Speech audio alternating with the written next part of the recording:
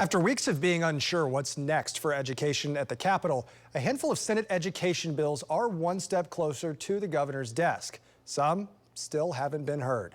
Our Capitol reporter Haley Wager explains. The Senate's teacher pay raise bill moved forward Monday out of House committee, but House Democrats are still looking to get this bill amended, hoping to get more money to Oklahoma teachers.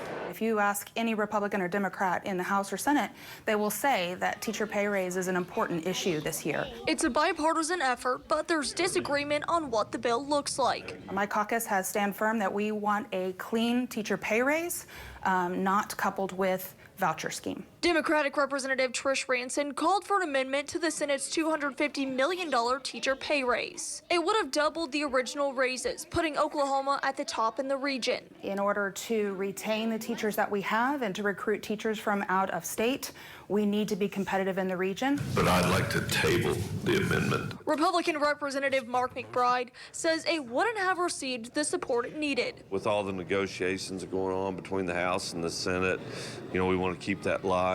McBride says he'd like to see an investment made in teacher pay, but wants to be realistic. I love the pay raise idea, but I know it's not going to make it into the final piece of legislation, the budget agreement. Both say while there's been some disagreement on education legislation, it's important to come to an agreement on teacher pay. We should just set that aside and work on what we can agree on, which is the teacher pay raise.